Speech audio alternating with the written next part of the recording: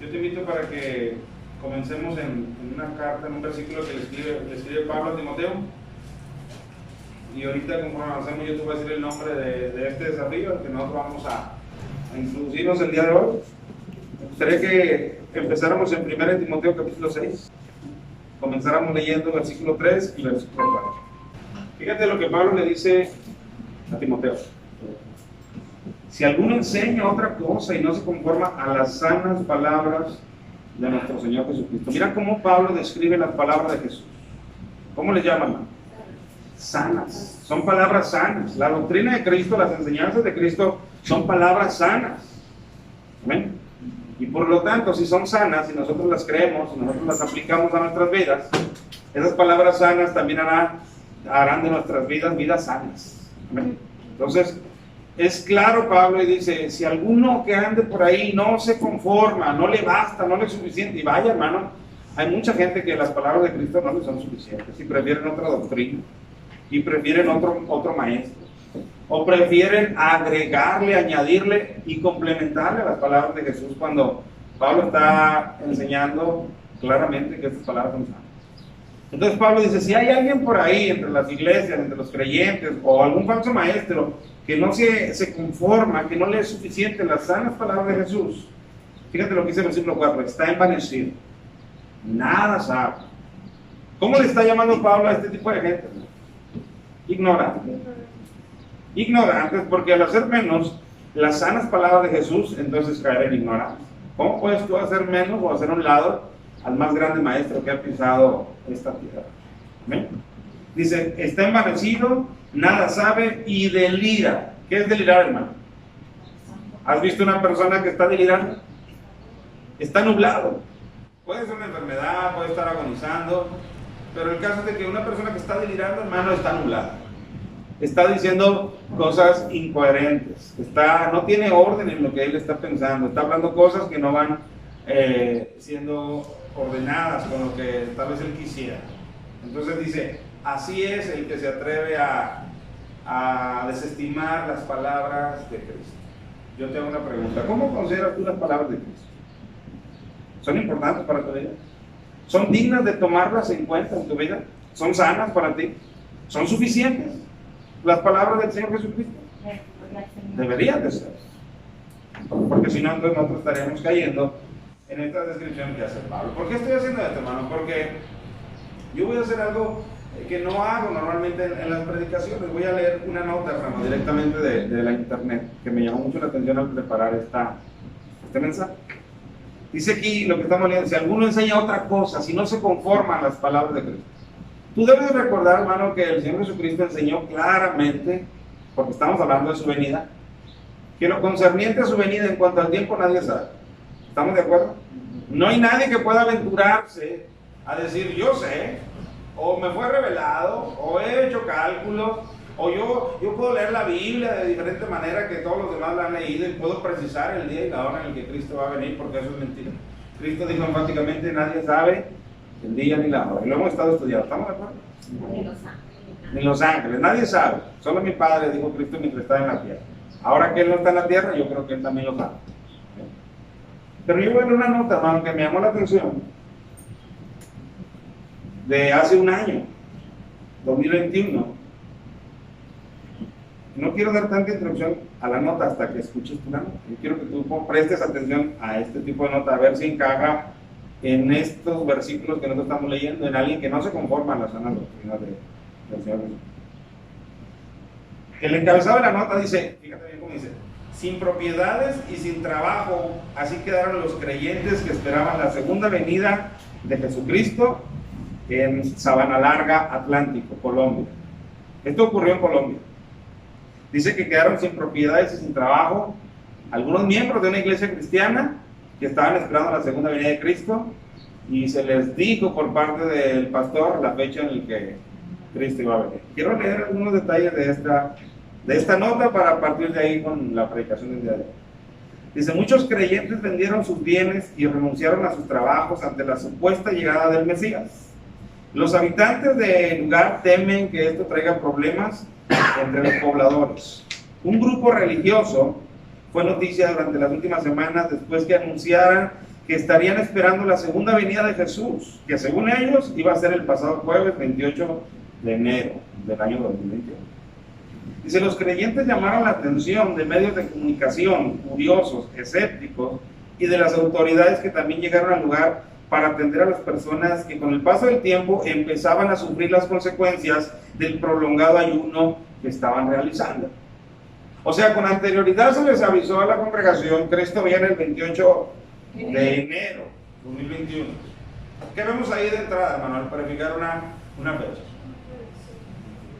Nosotros vemos a una persona que no se conforma a las sanas palabras del Señor Jesucristo, puesto que Él dijo, la hora y el día, nadie lo sabe. Y cuando aparece alguien, hermano, que está revelando una supuesta fecha, hermano, pues podemos ver de entrada una no satisfacción ante las palabras de Jesús, al atreverse a hablar una mentira como esta de prefigurar una fecha. Y entonces se convoca a la gente para que durante algunas semanas estén en un ayuno prolongado. Ahorita un poquito más adelante la nota se explica con qué finalidad era ese ayuno.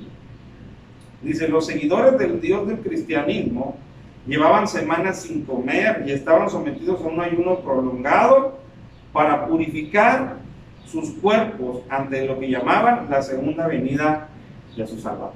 Entonces, ¿por qué estaban en ayuno esta gente? Es una nota real.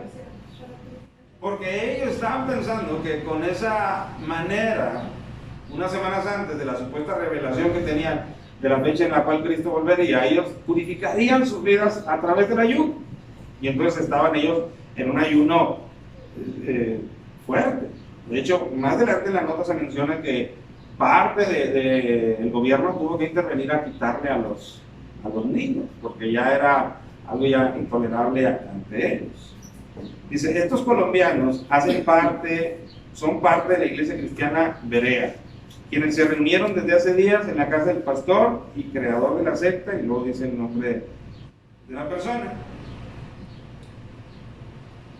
Bueno, da más detalles, ya no voy a seguir con esta nota, simplemente traté de leerles el contexto de una nota real, de una acción real, no es algo inventado, es algo mal entendido, es de parte de gente que se llama cristiana, de parte de gente que en su momento estaba estudiando y estaba creyendo como nosotros en estas últimas explicaciones en la venida del Señor Jesucristo, pero hubo un punto en ellos en el cual se perdieron. ¿Cuál punto? En el hecho de que nadie sabe. Nosotros predicamos unos mensajes atrás la inminencia del Señor Jesucristo.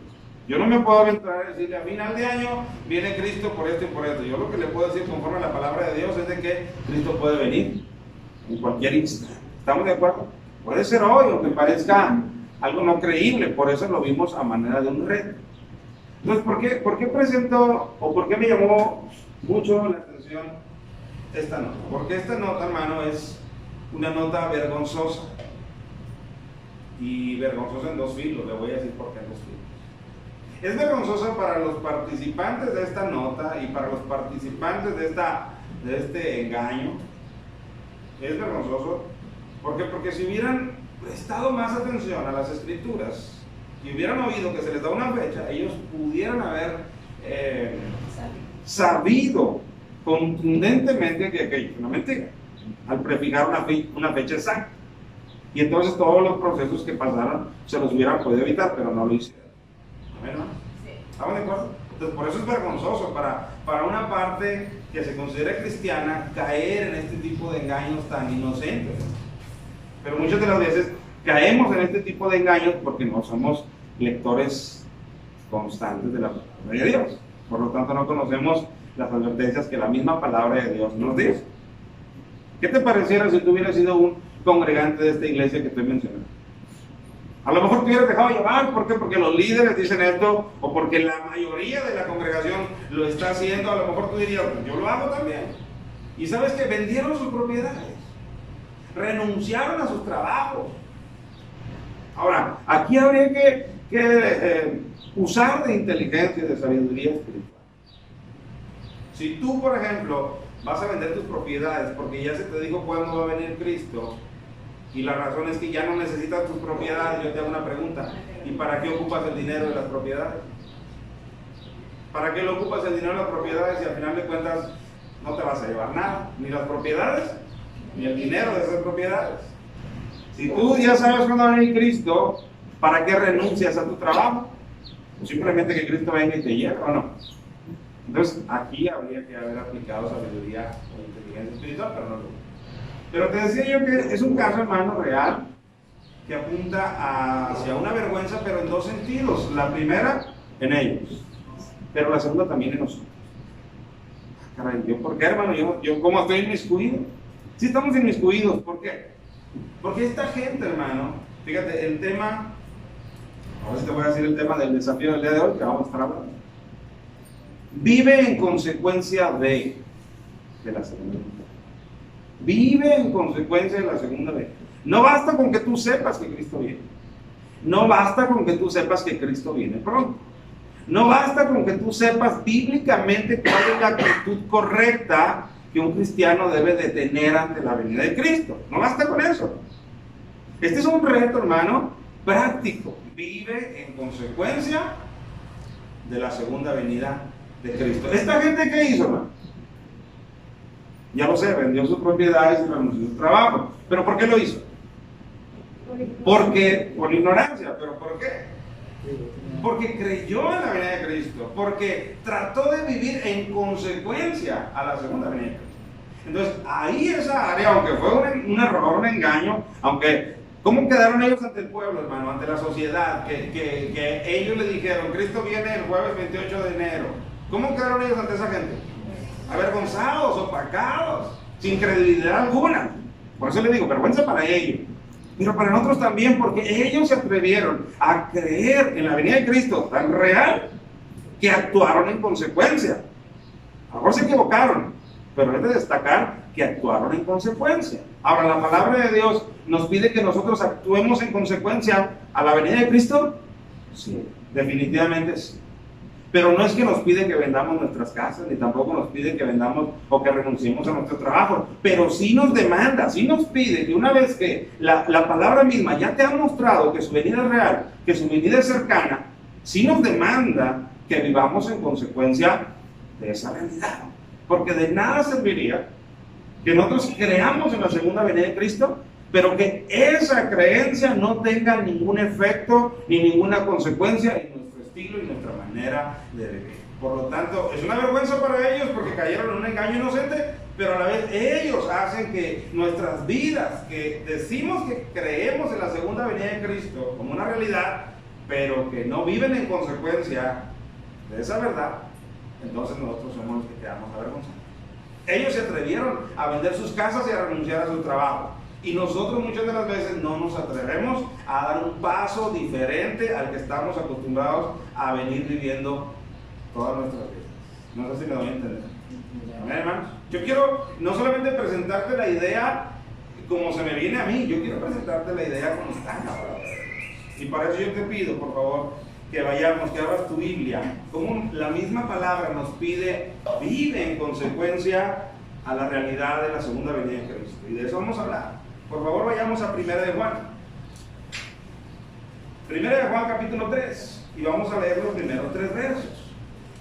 Y vamos a leerlos con detenimiento. Vamos a ver si es que verdaderamente la palabra de Dios demanda en nuestras vidas que vivamos en consecuencia de esta verdad que hemos llamado la segunda venida de Cristo. ¿Lo tenemos, hermano? 1 de Juan capítulo 3 y versículo 1 hasta el 3, pero vamos a leerlo con calma. Mira lo que dice el primer versículo. Dice, mirad cuál amor nos ha dado el Padre. Ahí está un verbo, mirad. Amén. Podemos tomarlo como una sugerencia, tal vez, pero también podemos tomarlo como un imperativo. Mira, fíjate, observa, analiza, sábelo. Dice, entérate, mirad, entérate cuál amor nos ha dado el Padre para que seamos llamados hijos de Dios, para que seamos nombrados, para que seamos legalmente nombrados. Juan está diciendo algo que él ya dijo años atrás, o que ya escribió años atrás cuando él escribió el Evangelio de Juan. ¿Tú te acuerdas cuando en el capítulo 1 de Juan él dice, a lo suyo vino y los suyos no le recibieron.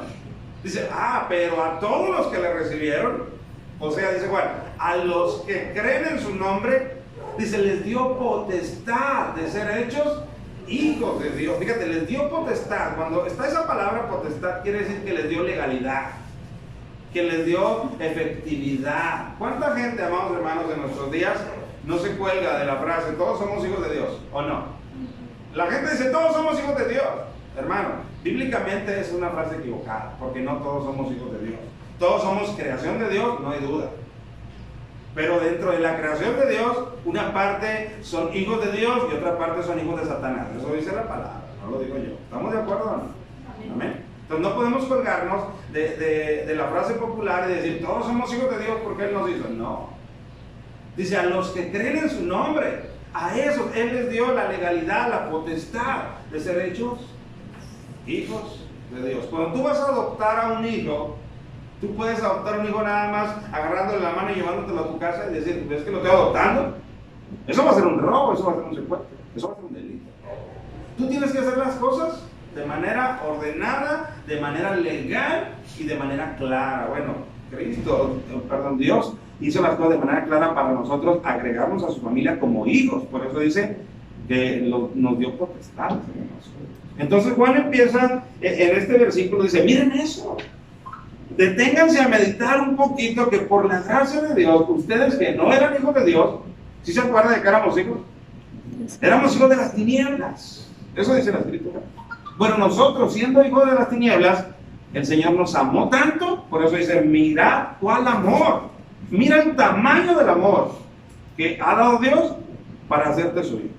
Desde ahí, hermanos, ¿cuántos se atreverían a darle una palmada a Dios, a darle un gracias a Dios, a darle un amén, a decirle, Señor, yo no quiero que este texto se me olvide jamás de mi cabeza, yo quiero estar consciente a cada momento cuál es el amor tan grande que tú derramaste por mí para hacerme tu hijo? Eso es lo que Juan quiere decir, ya siendo viejo, ya avanzó en años, y él dice, hermanos, mirad cuál amor nos ha dado el Padre para que seamos llamados hijos de Dios. Dice, por esto el mundo no nos conoce porque tampoco no le conoció a Él. O sea, el mundo no te reconoce, el mundo no te da ningún mérito porque a Él mismo no le dio ningún mérito, así que no te sorprendas. Pero este texto solamente es preparación de Juan para decirnos el siguiente texto. Él solamente quiere traer a tu mente una realidad que Él no quiere que se te olvide, porque a donde te quiere llevar es al segundo texto. Fíjate lo que dice el segundo texto. Amados, ahora somos hijos de Dios. ¿Te fijas por qué? Realmente ahí es donde Él quiere llegar. Por eso está haciendo contexto. Dice, amados, ahora somos hijos de Dios. Ahora tú eres un hijo de Dios. Con tus imperfecciones, con tus caídas, con tu estado de ánimo, a veces sí, a veces no. Pero ¿sabes qué? Tú y yo debemos darle un gran gloria a Dios, porque dice la Biblia, ahora somos hijos de Dios. Aún con nuestros impedimentos, ahora somos hijos de Dios. Amén. Dice Juan, amados, ahora somos hijos de Dios. Y escucha, y aún no se ha manifestado lo que hemos de ser. O sea, hermanos, si hay algo bueno en tu vida al día de hoy, déjame decirte, eso no se compara en nada con aquella manifestación que va a llegar a tu vida cuando Cristo venga. Amén. Ahí Él te va a perfeccionar, ahí Él te va a terminar, ahí Él te va a presentar como una obra terminada. Y al día de hoy, ¿sabes cómo nosotros somos? ¿Cómo Él nos presenta ante el mundo y ante Él mismo? Como obras en proceso, como gente trabajando. Estamos nosotros siendo moldeados todavía por Dios, pero en ese momento seremos presentados como una obra terminada y bien hecha, sin ninguna imperfección y sin ningún detalle. ¿Amén? Por eso Juan dice, somos hijos de Dios ahora. Dice, y eso que aún no se ha manifestado lo que hemos de ser. Dice, pero sabemos, fíjate, sabemos. A mí me gusta mucho la palabra sabemos, sabéis. ¿Por qué? Porque es algo seguro. No es una especulación, no es nos imaginamos, es deseamos. No, no, dice, sabemos, es algo seguro. Dice, y sabemos que cuando Él se manifieste, o sea, su segunda venida. ¿Estamos de acuerdo? Cuando la palabra habla de su manifestación o de que Él se manifieste, no se refiere a otra cosa más que su aparición en la segunda venida. ¿Amén? Entonces Juan está diciendo, cuando Él se manifieste, seremos semejantes a Él porque le veremos tal como Él es. ¿Por qué no dicen amén? ¿Por qué no le dan gloria al Señor ante esta verdad que la palabra te está comunicando? Te está diciendo todas estas imperfecciones, todos estos titubeos que tú tienes al día de hoy, y tengo al día de hoy, todos estos trastabilleos. Hermano, no me diga que no. Somos muy dados a tropezar con la misma piedra, aún siendo ya cristianos. ¿Verdad que sí? Bueno, Juan está diciendo, en ese día, cuando Él se manifieste, seremos semejantes a Él. Sin pecado alguno, sin cuerpos mortales, sin capacidad a errar, porque seremos glorificados como Él es. Por eso Juan dice, porque le veremos tal como Él es. ¿No es maravilloso eso? Ante esa realidad, ¿cuántos le dan gloria a Dios? ¿Cuántos dicen amén? ¿Cuántos le dicen, Señor, gracias por este texto que me lo recordaron, que no lo conocía, o que por primera vez lo escucho? Gracias, Dios, porque es una realidad comunicativa de parte de ti hacia mí. Amén. Entonces, hasta ahí vamos todos bien, y en el mismo canal. Bueno, veamos el siguiente versículo. Y todo aquel que tiene esta esperanza en Él, fíjate bien, al día de hoy lo que yo te estoy hablando, ¿qué es? ¿Es una realidad? Es una realidad ya reservada y asignada. Pero dime, ¿es una realidad consumada al día de hoy? Todavía no, porque estamos en esa espera. Eso se consumará hasta aquel momento. Y mientras se consuma, ¿sabes qué es en nosotros? Es una esperanza. Es una esperanza a la cual nosotros estamos abrazados porque ya queremos que llegue o porque sabemos que va a llegar. Pero mientras no sea una realidad, en nosotros todavía sigue siendo una esperanza de muy grande peso y de muy amplia seguridad. ¿Estamos de acuerdo? Pero es una esperanza. Por eso dice, y todo aquel que tiene esta esperanza de la que estamos hablando, de ser transformado, escucha, en Él, o sea, en sí mismo, dice, se purifica a sí mismo, así como Él es puro. Entonces aquí es donde la palabra nos está haciendo un llamado. Vive en consecuencia. ¿A qué vive en consecuencia? Bueno, todo esto se va a orquestar, se va a consumar. ¿En qué momento? En su manifestación, como dijimos, en su segunda venida, en su aparición, de lo que hemos estado viniendo hablando. Ahí se va a consumar. Por eso dice, todo aquel que tiene esta esperanza en sí mismo, en Él, se purifica a sí mismo tal como Él es. Entonces, la palabra nos hace un llamado a que si tú ya escuchaste de la segunda venida de Cristo, si tú ya te atreviste a creer que es una realidad, que lo es, si ya sabes que es inminente, o sea que puede pasar en cualquier momento, y si ya has escuchado una palabra, que fue la del domingo, que te dice cuáles son las características bíblicas de cómo tú tienes que comportarte, entonces ahora la palabra te revela y te dice, vive en consecuencia. No solo confórmate con saber que Él regresa, vive en consecuencia. Vive, por eso dice, y cualquiera que tiene esta esperanza se queda dormido hasta que Él venga. ¿Verdad que no dice eso? Dice, se purifica a sí mismo. O sea, para purificarte a ti mismo, primeramente, tú te tienes que dar cuenta, tú tienes que identificar las áreas en las cuales necesitas tú ser purificado. Amén, hermano. Porque si no, ¿cómo te vas a purificar a ti mismo? Claro que no lo vas a hacer en tus fuerzas. Lo vas a hacer en el Espíritu que Él ya puso en tu vida, ¿o no? Desde el momento en que tú creíste, Él puso su Santo Espíritu en tu vida. Pero muchas de las transformaciones que no se han dado en nosotros, en las diferentes áreas, carácter, lenguaje, vestimenta, ánimo, manera de ver la vida, muchas de las transformaciones que no se han dado es porque no hemos identificado que en esas áreas necesitamos purificarnos.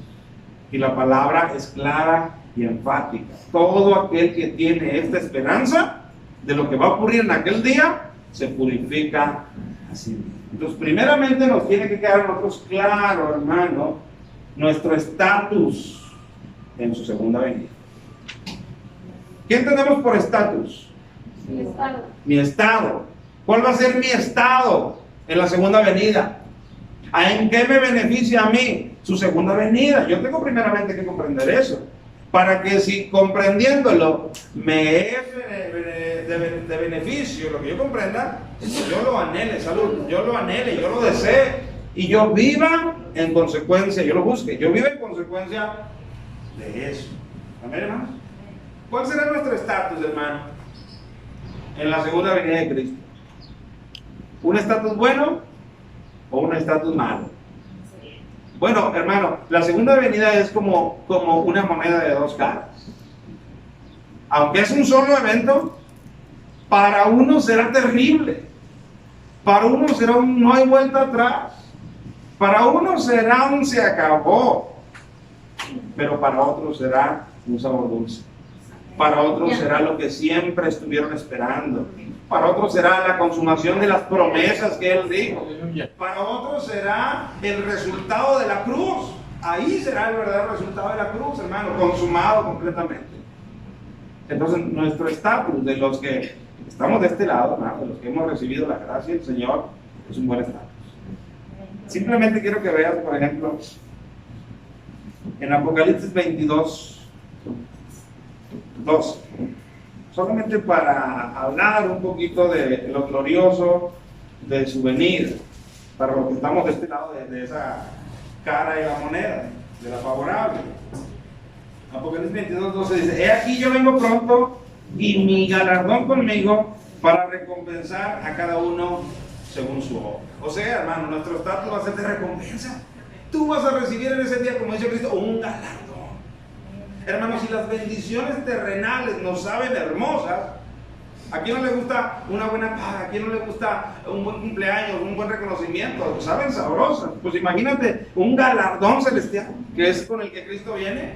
Eso será algo mayúsculo. Por lo tanto, ese día nuestro estatus será de bendición. ¿Estamos de acuerdo? Por lo tanto, debemos anhelar ese día, amar ese día. Decir, yo quiero estar en ese día, Señor, porque sé que ese día me va a ir bien. Y nos va a ir bien, sin duda. Dice Él que viene con un galardón. Entonces, hermanos, volvámonos a Lucas capítulo 12, solamente para reafirmar nuestro estatus en su venida, para que usted se goce y usted no diga, ay, su venida, ¿cómo me irá a ir en su venida? No es un sorteo, ni es a veces le toca bola blanca o bola negra. No, aquí es cuando se determina eso, hermano. Para que cuando usted llegue allá, usted ya llega a lo seguro. Nada de que usted llegue y toque y si hay habitación para mí, no, fíjate que no alcanza. No, usted tiene una habitación enamorada reservada para usted. Lucas capítulo 12 y verso 37. Dice: bienaventurados aquellos siervos a los cuales su Señor, cuando venga, ya estamos hablando de su venida, halle velando.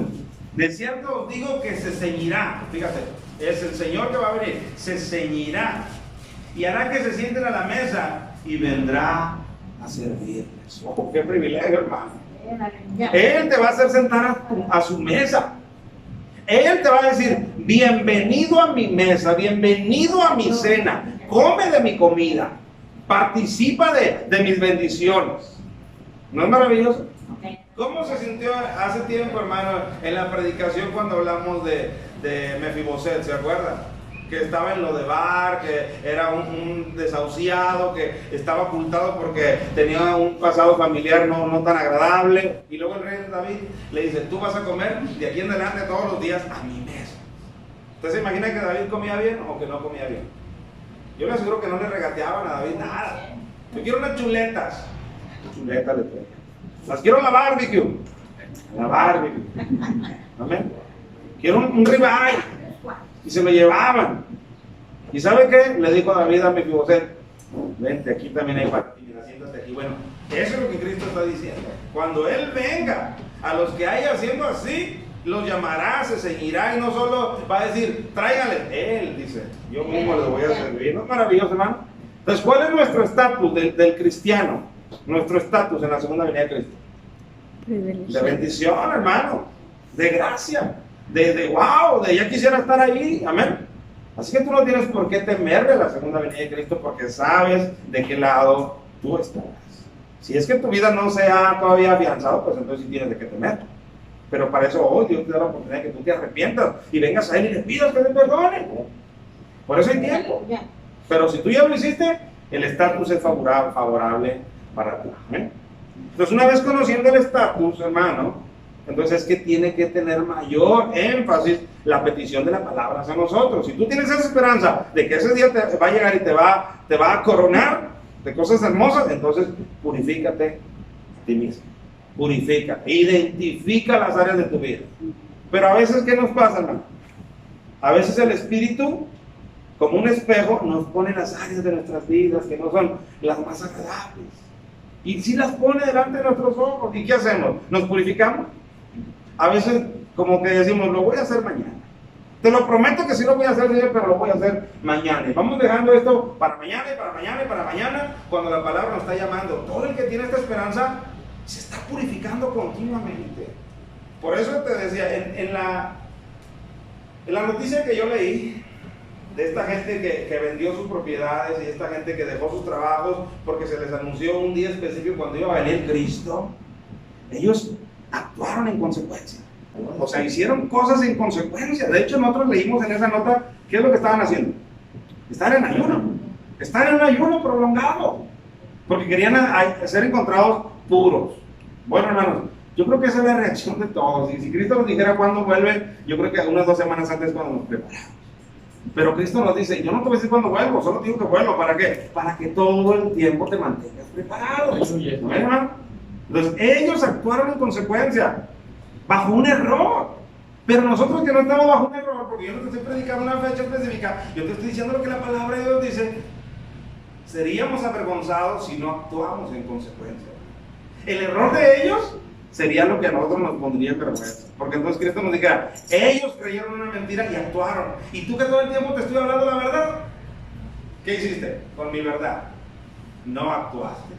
No te purificaste, no cambiaste las áreas que yo te mostré que debías de cambiar, porque era bueno lo que venía sobre tu vida. Por eso yo le digo, la palabra es la que nos hace el llamado, no un pastor, no un líder. La palabra es la que nos hace el llamado a vivir en consecuencia. ¿Amén? A vivir en consecuencia de ya saber que Cristo viene. Por eso las predicaciones anteriores, la intención fue que tu corazón abrazara con certeza la realidad de la segunda venida de Cristo. ¿Cuántos lo abrazaron en las predicaciones anteriores? O algunos de ustedes, sinceramente, todavía titubea y tiene una duda si Cristo va a volver. No. Y si así no fuera, pues lo hablamos con más textos para que haya un convencimiento. Pero una vez que ya estamos convencidos de su venida, ahora, por eso, ¿cómo se llama la serie de predicaciones? Los desafíos. ¿Por qué? Porque es un desafío que tú oigas la verdad y que por un lado tu vida quiera seguir en un desenfreno, pero la verdad te dice, no voy a hacer ese desenfreno. Entonces, ¿en qué se convierte? En un desafío para tu vida, en un reto que tú te tengas que atrever a montarte en él y a decir, yo lo voy a vencer y yo lo voy a confrontar ese reto, porque lo que viene es glorioso para mi vida. Eso es lo que la palabra y Cristo esperan de nosotros, hermano. Por eso es un desafío para nosotros. ¿Amén, hermano? ¿Vamos a ir hasta aquí? Amén.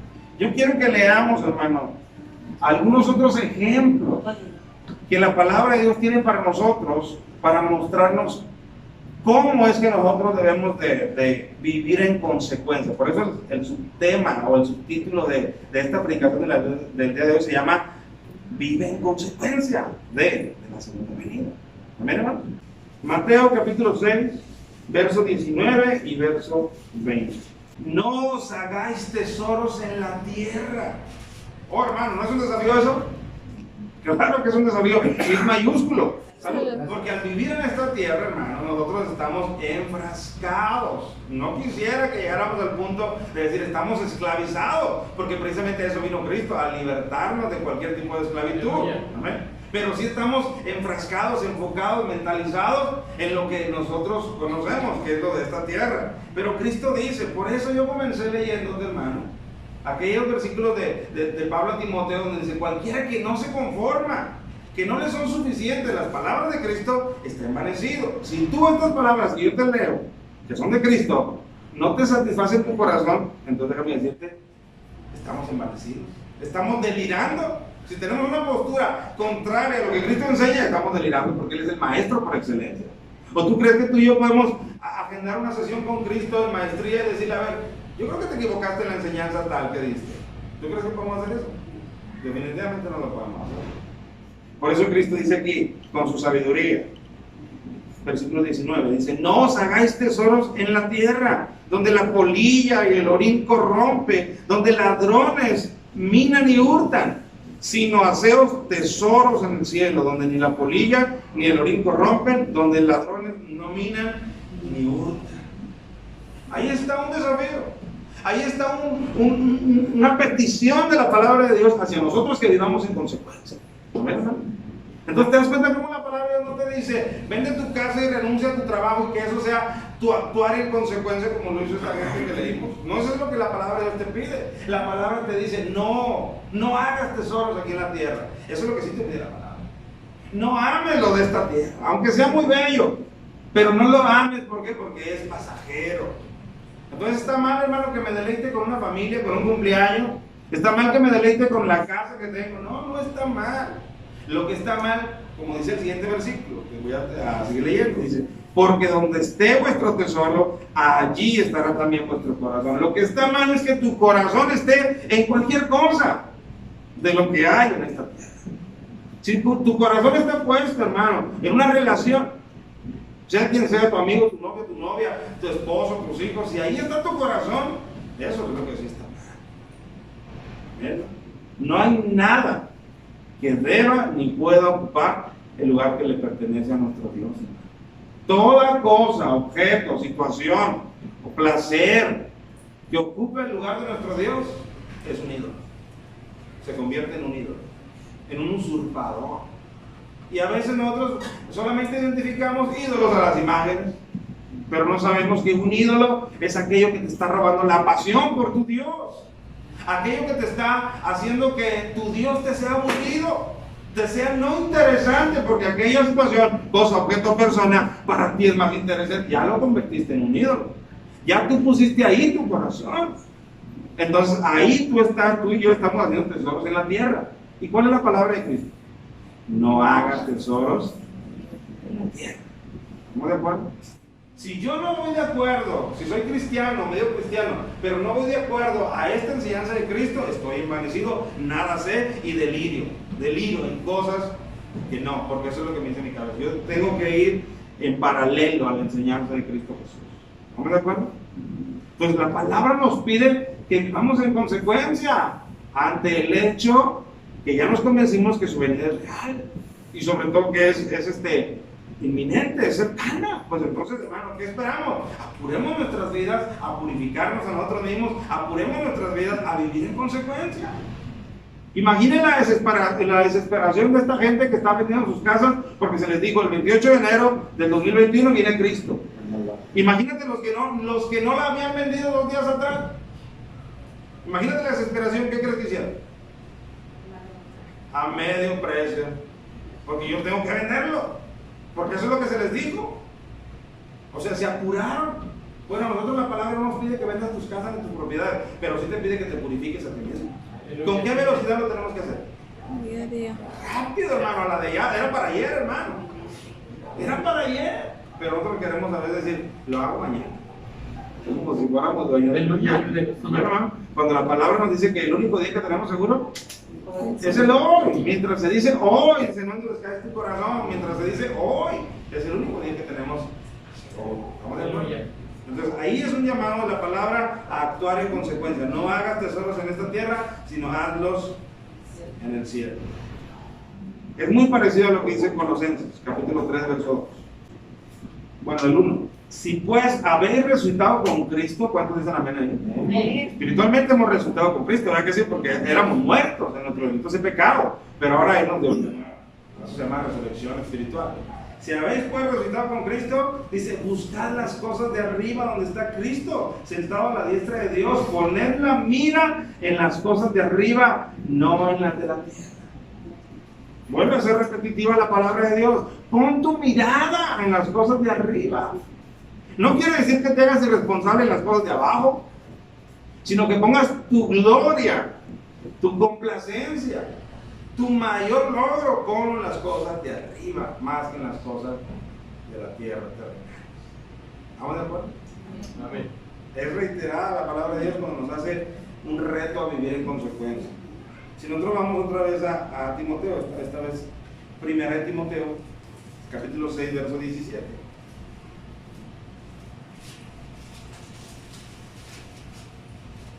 Fíjate.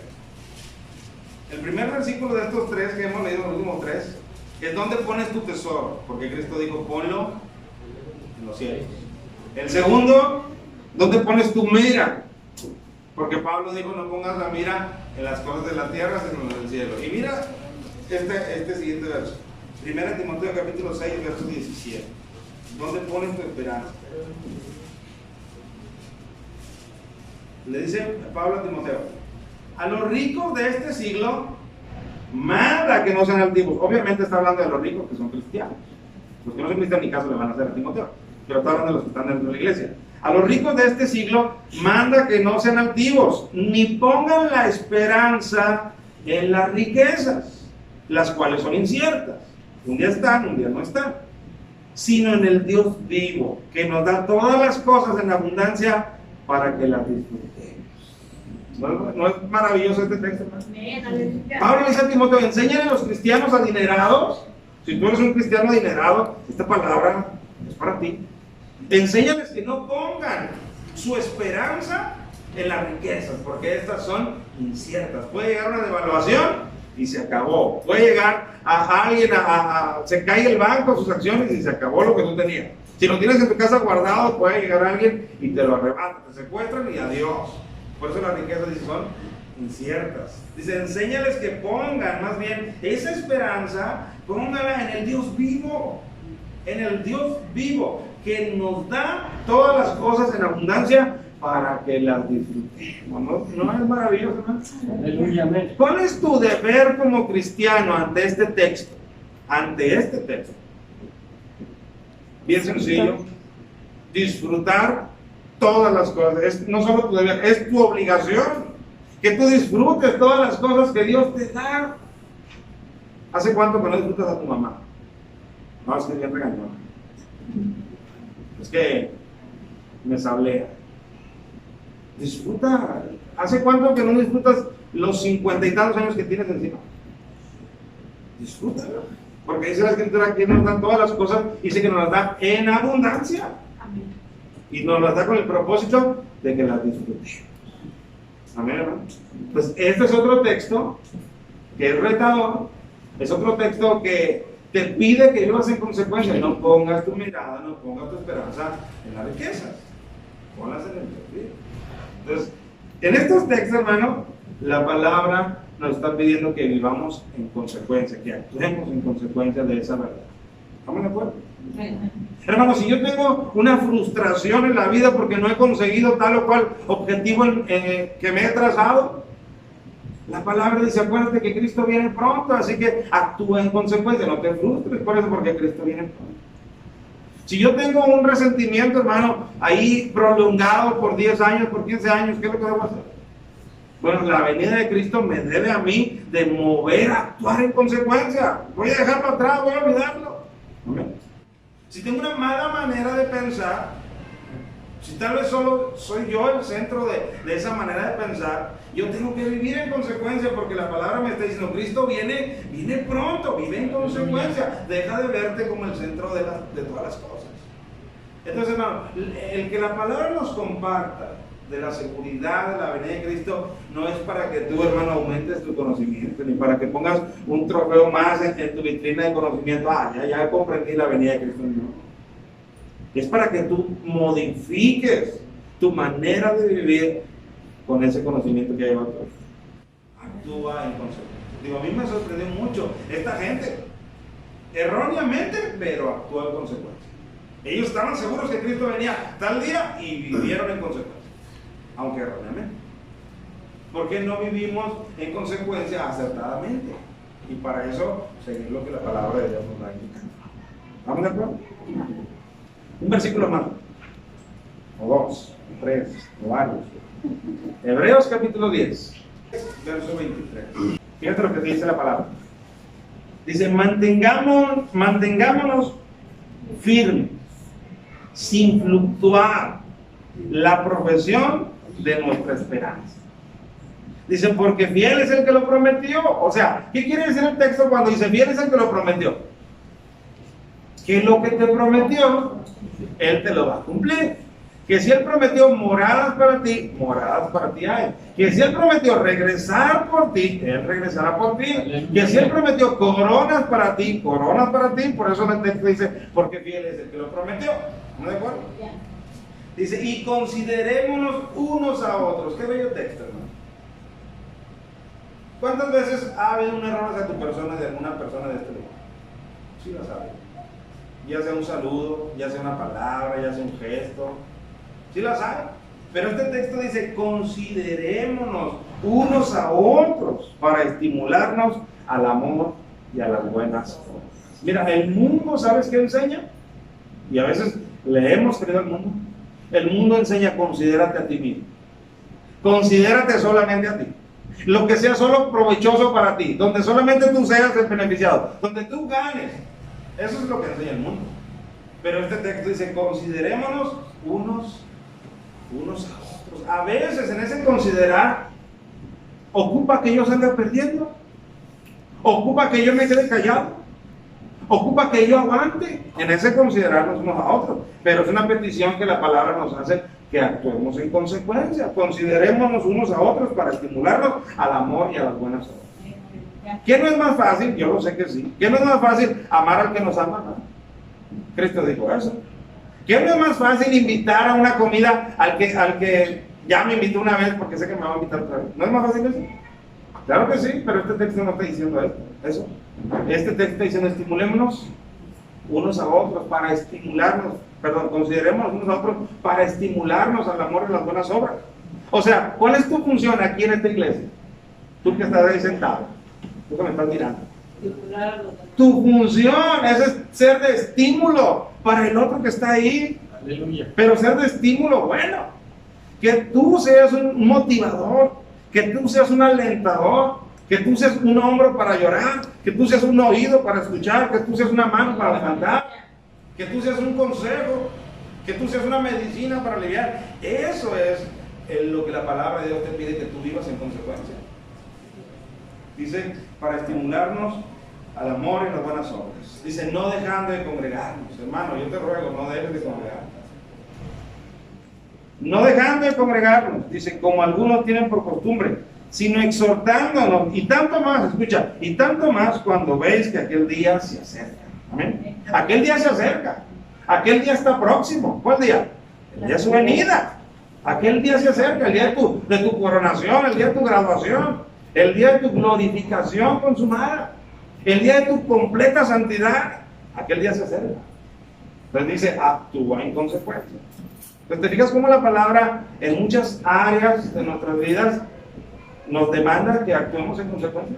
O sea, no es saber lo de la venida de Cristo y dominarlo y exponerlo a alguien más y que te lo sepas de arriba abajo, y mucho menos que intentes encontrar fechas en las cuales Cristo va a venir. No se trata de eso.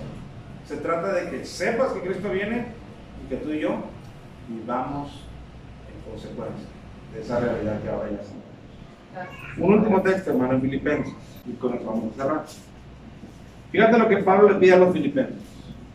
Solamente que os comportéis como es digno del Evangelio de Cristo. ¿No está pidiendo la palabra que llevamos en consecuencia? Claro. Dice, compórtate a la altura de un cristiano. Compórtate a la altura de un cristiano. Amén. No de un cristiano congregacional, sino de un cristiano bíblico, del que la palabra menciona sus características. Compórtate a esa altura. Porque a veces es bien fácil, hermano. Leemos este texto y decimos, sí, me voy a comportar a la altura del hermano que tenemos. Y entonces el hermano no se comporta a la altura y es tu permiso de no comportarte a la altura. Por eso, no, eso es lo que dice el texto. El texto está diciendo, dice, solamente que os comportéis como es digno del Evangelio de Cristo.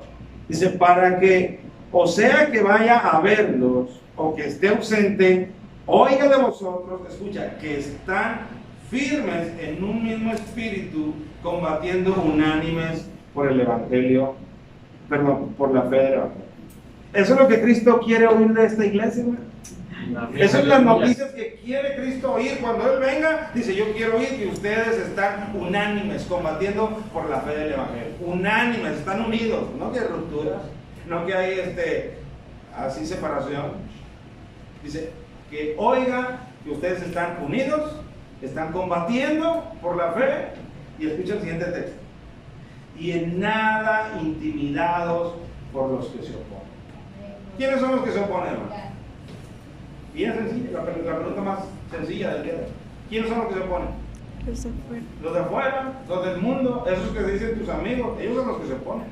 Pero fíjate lo que la palabra te reta y te demanda que tú vivas en consecuencia. Dice, en nada intimidados, no te intimides.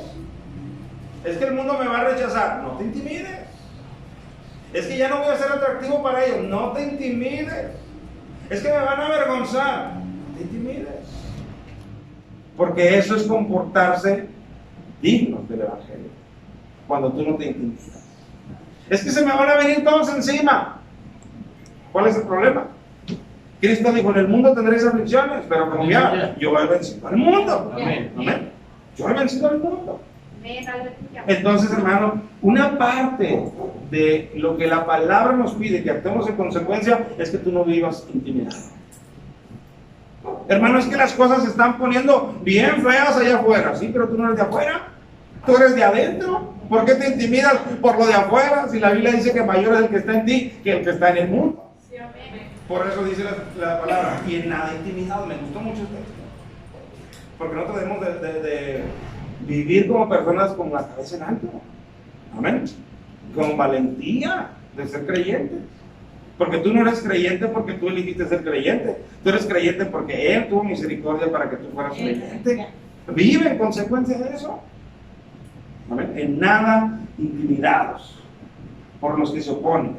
Escucha, que para ellos ciertamente esa oposición, que para ellos ciertamente es indicio de perdición. ¿Qué es un indicio? A lo que indica. Esa oposición, dice, para ellos es un indicio, es una prueba, es una evidencia. Fíjate lo que dice, es indicio de perdición, mas para vosotros de salvación. O sea, ese presión sobre tu vida, ¿sabes qué te debe de indicar a ti?